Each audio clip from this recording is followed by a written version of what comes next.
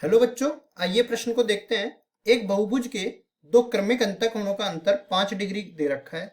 यदि सबसे छोटा कोण 120 डिग्री हो तो बहुभुज के भुजाओं की संख्या ज्ञात कीजिए। प्रश्न को हल करने से पहले इसकी मुख्य अवधारणा की चर्चा कर लेते हैं।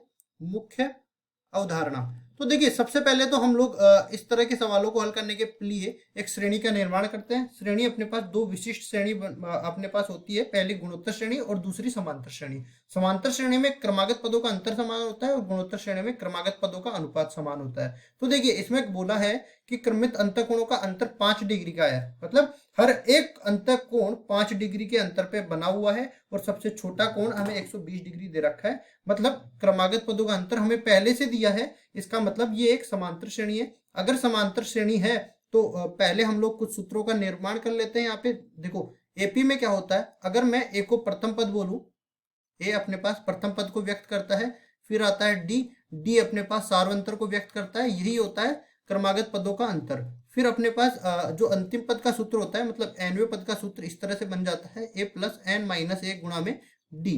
एन पदों की संख्या को व्यक्त करता है। और फिर आगे चलते हैं और एस एन का जो पदों का योगफल का सूत्र इस तरह से बन जाता है, ये एन बटा में दो, और इधर आ जाएगा 2a प्लस एन माइनस एक गुणा में डी के बराबर। अब देखो, ये ए और ये ए अलग कर दे और एक ए इसके साथ लिख दे तो ए एन का सूत्र बन जाएगा। और कुल मिला के अपने पास एस एन का एक और सूत्र बन जाएगा, तो एन बटा दो ये बन जाएगा ए प्लस ए एन। इस तरह से अपने पास ये सारे सूत्र आ जाएंगे। अब आगे बढ़ते हैं। तो देखिए, हमारे पास एक तो हम लोग बोल सकते हैं कि सारे अंतःकोणों का योगफल इस तरह से ज्ञात कर सकते हैं, क्योंकि देखो सबसे छोटा कोण मतलब ये प्रथम पद मिल जाएगा और सार्वंतर मतलब ये अंतःकोणों का अंतर ये मिल जाएगा। तो देखो, इस तरह से हम लोगों को भुजाओं की संख्या ज्ञात करनी है, तो योगफल हम लोग इस तरीके से भी ज्ञात कर सकते हैं और एक योगफल हम लोग दूसरे तरीके से भी ज्ञात कर सकते हैं, क्योंकि हम लोग कहेंगे किसी भी बहुभुज के अंतःकोणों का योगफल, योगफल का अपने पास सूत्र होता है। देखिए, ये बराबर हो जाता है n माइनस दो गुणा में 180 डिग्री के बराबर, जहां पे n यहाँ पे बहुभुज में भुजाओं की संख्या को व्यक्त करता है, भुजाओं की संख्या। अब देखो, आप यहाँ पे चेक भी कर सकते हो। देखो, त्रिभुज में तीनों अंतःकोणों का योग 180 डिग्री के बराबर होता है और त्रिभुज में भुजाओं की संख्या 3 होती है, तो 3 माइनस दो, यहाँ पे 1 गुणा में 180 डिग्री, कुल मिला के 180 डिग्री आ गया। इसी तरह आप आयत या वर्ग में देख सकते हो कि चारों कोण अंतःकोणों का योग 360 डिग्री के बराबर होता है। तो यहाँ से भी आप देख सकते हो कि 4 माइनस दो, 2 बच जाएगा और 2 को 180 डिग्री से गुणा करेंगे तो 360 डिग्री आ जाएगा। इस तरह से हम लोग सवाल पे चलते हैं। अब तो देखिए, सवाल में हमें बोला है सबसे छोटा कोण 180 डिग्री, मैंने पहले ही बोला है, ये इसको प्रथम पद मान लेंगे, 120 डिग्री के बराबर ये आ गया। डी सार्वंतर, देखो अंतःकोणों का अंतर जो है 5 डिग्री के बराबर दे रखा है, तो इसको सार्वंतर बोल देते हैं। एन का मान हमें ज्ञात करना है। अब ये एस एन का सूत्र मैं क्यों लगा रहा हूँ, क्योंकि दो तरीकों से हम लोग इसका योगफल ज्ञात कर सकते हैं अंतःकोणों का।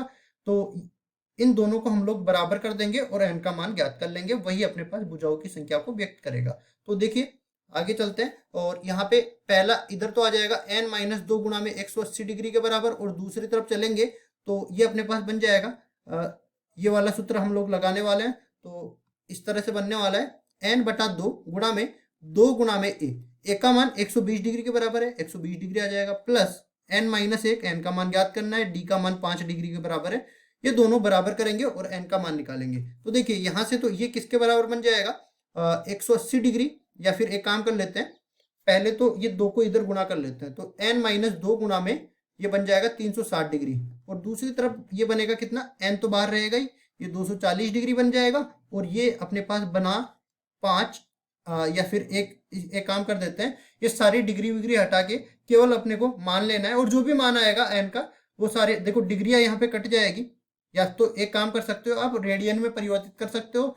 तो रेडियन में इधर पाई बटा 180 से गुणा करोगे, इधर भी पाई बटा 180 से गुणा होगा, इधर भी पाई बटा 180 से गुणा होगा, ये सारे कट जाएंगे। इस तरह से हम लोग जो है रेडियन का मान ही लेके चलते हैं। तो इन डिग्रियों को हटा देते हैं यहाँ से, देखो डिग्रियों का कोई मतलब नहीं निकलेगा। तो इसको आगे इस तरह से हम लोग हल करने वाले हैं। ये बनेगा 5n माइनस में 5। आगे बढ़ते हैं और इसको सरल करते हैं, तो ये बन जाएगा इस तरीके से। देखिए, ये 360n माइनस में 720 बराबर में बन जाएगा 240n प्लस 5n² माइनस में 5n। अब आगे इसको और सरल करते हैं तो देखो 5n² को इधर ही रखते हैं और ये बन जाएगा यहाँ से 360 इधर आएगा तो 240 में से 360 जाएगा, माइनस में 120 बचेगा और माइनस में 20 और माइनस में 5 कुल मिला के माइनस में 125n बच जाएगा और ये माइनस 720 प्लस 720 बन के इधर आ जाएगा, बराबर में हो जाएगा 0। अब ये द्विघात समीकरण बन गया n के मान में। इसको सरल करने के लिए पहले तो देखो इसमें 5 का भाग सभी पदों में जा रहा है तो 5 का भाग दे देते हैं पूरे द्विघात समीकरण में। ये बन जाएगा n² माइनस में 25n और ये बन जाएगा प्लस में 144 बराबर में 0। अब ये द्विघात समीकरण को गुणनखंड विधि से हल करते हैं। कैसे करेंगे? देखो 25n को इस तरह से तोड़ेंगे, मतलब माइनस 25n को इस तरह से तोड़ेंगे कि जिनको जोड़ने या घटाने पर तो माइनस 25n आ जाए और गुणा करने पर 144 गुना में n² आ जाए। तो इस तरह से गुणा अपने पास आ जाएगा 16n और 9n, दोनों ही ऋणात्मक के आएंगे, गुणा करने पर धनात्मक हो जाएंगे और जोड़ने पर दोनों ऋणात्मक हो जाएंगे। तो प्लस 144 बराबर में 0। अब यहां से देखिए n इसमें से उभयनिष्ठ लेंगे तो n माइनस में 16 तो इधर बन जाएगा और माइनस में 9 इधर से उभयनिष्ठ लेंगे तो n माइनस में 16 इधर बच जाएगा, बराबर में हो जाएगा 0 के।